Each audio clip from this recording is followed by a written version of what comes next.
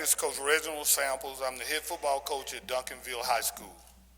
On behalf of Commissioner Roger Goodell of the NFL, I would like to congratulate Duncanville High School for being selected into the Super Bowl High School Honor Roll community.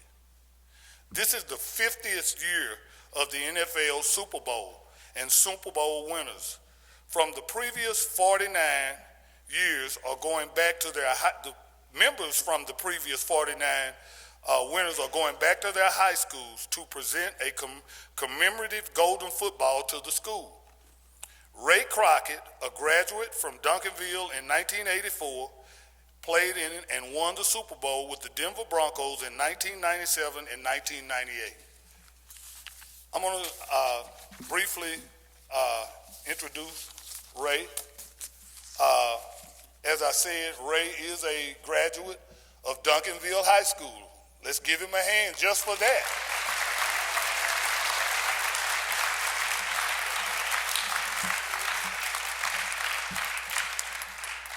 Ray attended college at Baylor University. He received his bachelor's in computer science. He also completed the Craig James School of Broadcast, and he's hosted several TV shows. Ray's NFL career spans over 14 years. He was known as one of the most physical cornerbacks in the NFL. He served 5 years with the Detroit Lions, 7 years with the Denver Broncos, and 2 years with the Kansas City Chiefs. As I said, he won Super Bowl championships with Denver in 1997 and 98. His breakout year was 1991. In 1991, Ray led the NFL in interceptions. He was an All-Pro, and he participated in the Pro Bowl, which we will see on Sunday.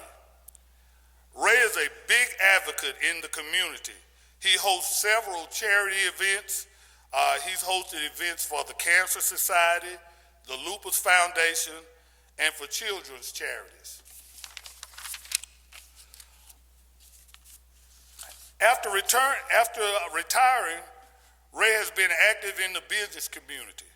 He owns several companies, which includes real estate companies, restaurants, hair salon, print, and graphic shops. So he is a successful Duncanville graduate. But the part that I'm personally proud of is the fact that I had an opportunity to meet Ray on another level. About 8 years ago, I met Ray through just being a AAU dad, chasing our kids around in the extracurricular activities events. And I found out a fact about Ray that really speaks, I think, for me louder than any, is that Ray was a great father of his kids and a family man, and he was a mentor of young men, because upon meeting Ray, we were dealing with kids from all types of communities and all areas, and I was able to see Ray treat those young men like they were his own kids. He fed them, he took care of them, and even though Ray and I started out as adversaries on different teams, we ended up on the same teams with our sons playing on the same team. So I got a chance to really get close to him as a person. So I would just like to say that it gives me great pleasure at this time to introduce to you a Duncanville Panther, Ray Crocket.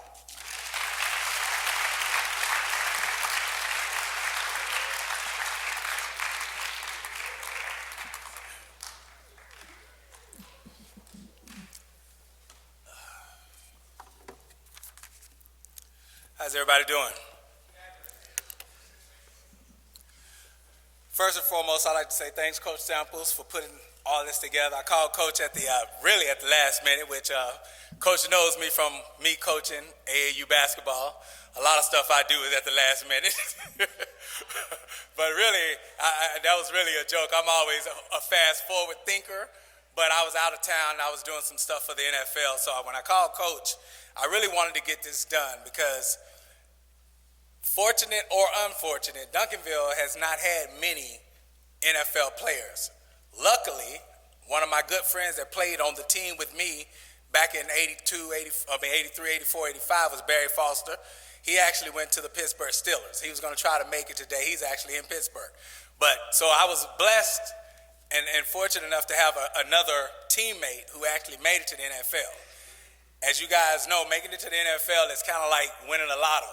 It's a 1 in a million time. I mean, out of probably 3,000 to 4,000 kids that played along with me, that played beside me, didn't make it. So if your dreams and goals are to be a professional football, basketball player, let's do something else. Let's think about something else. And I'm going to fast forward back to Duncanville.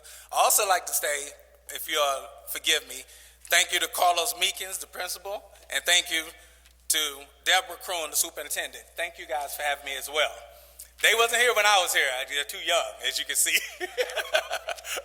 I'm probably older than them. But it was a real blessing to be at Duncanville. And let me go back a little bit and kind of give you guys kind of a broad overview of where you are now and what you are really beckoning yourself upon. I sit in the same seats that you guys are in right now. In 1984, 1985. So I would first and foremost like to thank Duncanville for everything that they gave me the opportunity to have. One, I met my high school sweetheart and my wife here. And we have 3 kids and 2 grandkids now. That lets you know kind of how old I am. So it gave me that.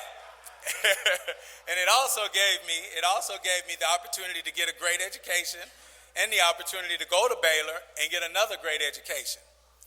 But before all of that, what Duncanville really gave me and what it's giving you guys is an opportunity. And that's all you could ask for, because I went to a lot of other schools, Skyline, I went to schools in Pleasant Grove, I went to schools in Oak Cliff, South Dallas. I went to a lot of different schools before I came here. And I thank my mom, who was here, for bringing me to Duncanville to give me an opportunity to have a better place to shine and a better place to be successful. So when you think about your high school, when you think about your peers, when you think about where you're sitting now, think about this. Think about this is your opportunity to start anew, to start a life, to become successful. Now, success. I know you guys think of success on many different levels. Some of you young men would think professional, whatever, basketball, football, whatever. That's success. Some of the females may think modeling or whatever, that's success. Well, for me, I go back to say being a success is really being a positive citizen in society. And that's what you should have aspirations to be. So I want to go back and I want to thank Duncanville for giving me that opportunity, which is the same opportunity all of you guys have. So when I was sitting in that seat, just like Coach Samples got up here, who's a coach to a lot of you guys, I'm sure, and said a lot of nice positive things about me. Well, I had a coach as well when I was sitting in those seats. His name was Dan Gandy. And this coach really gave me the start of my thinking positive and of me thinking of being a success. He came to me. I started playing football at Duncanville my sophomore year. So did I have goals and aspirations to be in the NFL? No, not at all. I didn't even think that that was a possibility. I never saw an NFL player until I got to Duncanville. I got an opportunity to play and meet Mean Joe Green, which his sons played with me here at Duncanville. So Duncanville also gave me that opportunity to be and see someone successful. So what he told me, Coach Dan Gandy said, look, Ray, what's your plan? So at that time, I'm a sophomore. I'm like, plan for what? Next week? Tomorrow? No. What's your plan? What's your plan for the future? I said, I don't really know right now, Coach. He said, well, I can tell you this. If you don't have a plan to be successful and you don't write a plan down to be successful, then ultimately you have a plan to fail. I said, what do you mean by that? He said, a man without a plan is a man who would definitely fail, because you can't get anywhere in life without planning first and without going through the steps of your plan. So he started me to thinking in a positive manner. He started me to thinking about life and about being a successful citizen. So I will relate to you guys my plan. My plan was not to be a professional athlete at all. My plan was to get an education and to somehow, some way become a successful citizen in society. Now, how was I going to do that? What I told myself was there's certain things that you can control, there's certain things that you can't control. So for me, my plan was not to worry about what I cannot control. So there were some coaches, some people, some naysayers out there who said I was too small to play in the NFL. Okay. Some said I wasn't as fast as they thought I needed to be if I was going to be that small. Okay. So I didn't worry about those things. What I told myself, what I'm going to worry about and what you guys should worry about, you should worry about what they cannot say about you, not what they can say. So for me, I wanted to make sure they were not going to say I didn't have a positive attitude about life, about people, about learning. I was going to make sure that they did not say that. I was going to make sure they did not say that I didn't have respect for authority, that I didn't have respect for my coaches, that I didn't have respect for my principal, for my teachers, for my peers. They was not going to say that. I made sure that they could not say he's uncoachable, or he can't learn, or he won't allow himself to be taught. I made sure they was not going to say that. I made sure that they were not going to say I wasn't a leader, meaning if some students are doing certain things that I didn't approve of and I didn't think that could get me to become a successful citizen in society, I didn't do it. Now that doesn't mean that I didn't have any friends. I had a lot of friends. I just had the friends that wanted to do what I wanted to do, that wanted to be successful. So sometimes you have to leave the hard heads and the people that don't want to do what you want to do, you have to leave them alone and do your own thing. Become your own leader.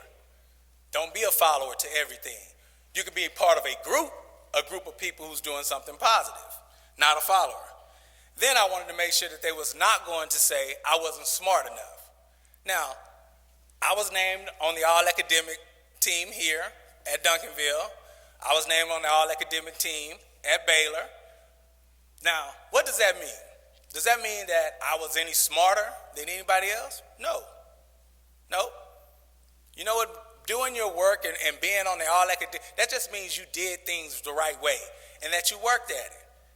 I have friends that I know for a fact, if you put them in front of a test and just told them to go take, quote unquote, one of those genius tests, we would all fail. But what we did do right is we did our homework, we studied, we worked our butts off at doing things correctly so that when the opportunity came for coaches and colleges to look at me and say, why do I not want to give him a scholarship? They couldn't come up with any of those things. Now, if I wasn't big enough for their taste, fine. If I wasn't fast enough for their taste, fine. If I didn't look correctly for their taste, fine. Those are things I can't control. But all the other things, if they was checking notches, they was going to say, yeah, that's the guy we want. So therefore, I had an opportunity to go to a lot of different schools. Not one or two, a lot of different schools. So what you want to do, you want to afford yourself the opportunity so that people cannot give themselves or yourself a reason not to be successful. That's what you can control. That has to be part of your plan, right? That has to be part of your plan. Now, one thing I need to say now is that when I was here, social media didn't exist. So for you guys, I know what you're into it. My kids are into it. I have kids your age. I have some that are older, and I went through it all. Myself and my wife, we went through it all with them. Let me tell you about social media, just a hint on this.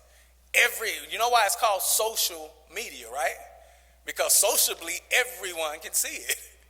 So that means your teachers, the principal, the coaches, the parents, your friends.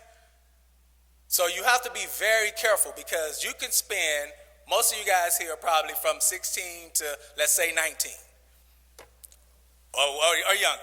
But you can spend 16 to 19 years trying to develop a positive image, just like I did in high school, junior high, and all the way up to getting ready to go to college. And guess what? You can do that and take 20 seconds to destroy it in social media, on one of the social outlets. It's that easy. It's that easy because once you place it out there, you can erase it, but it doesn't go away. It doesn't go away. As my friends tell me, it's in the cloud. I don't even know what the cloud is, and I was a computer science major, but it's in the clouds. So you guys have to be very, very careful at what you do with social media. And I tell my kids, you have to practice the pause. Okay, you have to practice the pause. And what that is, when you get angry, pause before you print or you say something. When you get depressed, pause before you print or say something. When you get happy and when you think you're successful, pause. Because I'm telling you, it's just as easy when you're up to write things that are very negative in a negative point of view to everyone else, just as it is when you're low. So just be careful with that. Because like I said, when I was there, I could say things and I made some mistakes, trust me. But social media didn't get it because we didn't have it. I don't know where I would be if we had social media back then, because I didn't have someone telling me these things now. So I just want to tell you guys, be careful what you do with social media, because believe me, one thing I do know, and Coach can tell you this, and I'm sure the principal can as well, I have a lot of kids that I mentor that were on my basketball, football, track teams, and I have the coaches are calling me from colleges, from jobs, and all these different places, and they're saying, hey, we saw this on social media. Is he this kind of kid? So you don't want to even have that discrepancy out there. You don't want to have to find someone like myself or coach or your principal to basically vouch for you and say you're different than what you put out there. So just be careful with social media. I had to kind of change it because I was like, you know what? That wasn't available when I was here, so I have to speak about it. So what I really tell you guys is this. While you're sitting there and while you're going about your day, this is the time to start to think about what's your plan. What's your plan? Because if you don't have a plan to succeed, you ultimately have a plan to fail. Remember that. If you don't have a plan to succeed, you ultimately have a plan to fail.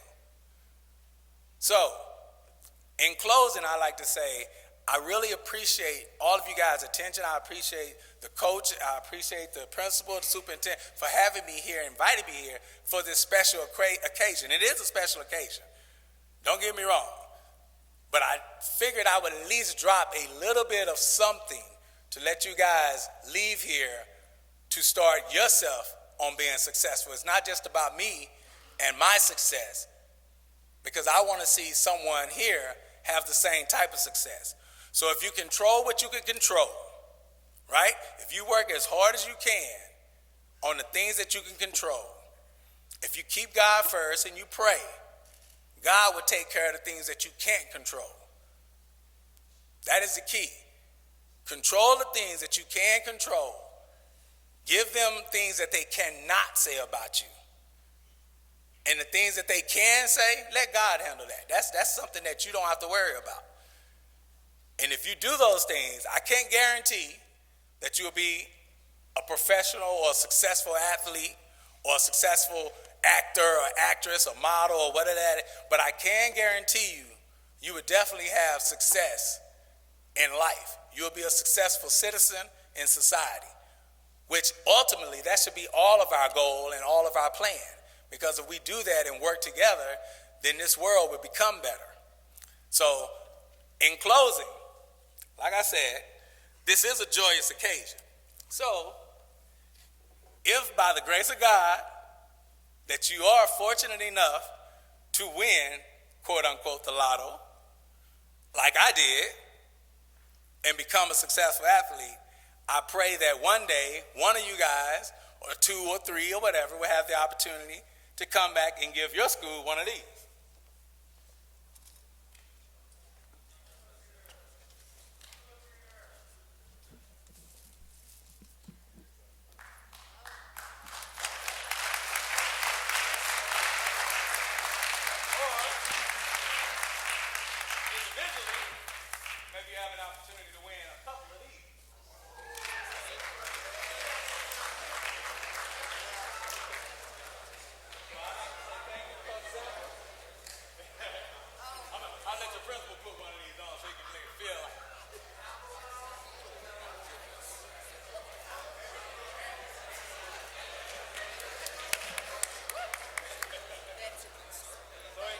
Guys, I'd like to say thank you to Duncanville High School. I'd like to say thank you to you guys. Coach Samples, come up here. Come up here. I'd like to say thank you. This man put all this together for myself. I'd also like to say, once again, I wish you guys the best. I wish you guys all the success in becoming successful citizens of society and possibly pray hard, work hard, and maybe a successful professional athlete. Thank you.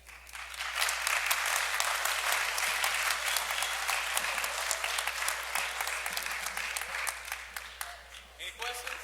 Any questions? I answered a couple of questions you guys have. Any questions? There's one. Go ahead. Stand up, Troy. You know what? I don't know, but only the Super Bowl players get them, so a lot. You can't go buy one. That's for sure. It's all diamonds and gold.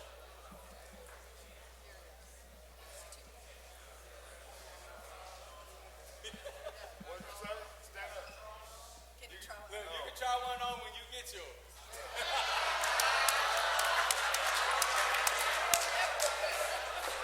and you will. I hope you will. All right, hold it down. We have one more question.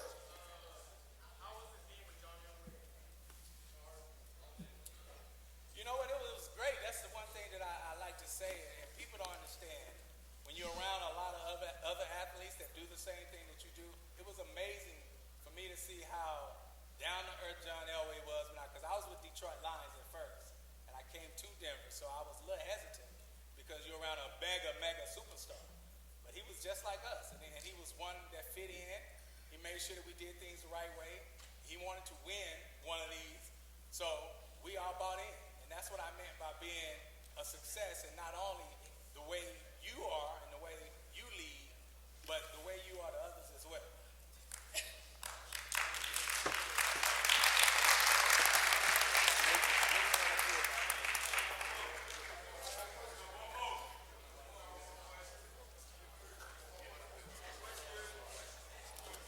You have another? Thank you. Hey, thank you guys for coming. The athletes. Okay, just one more question. Ray, we got one more. Jalen, go ahead.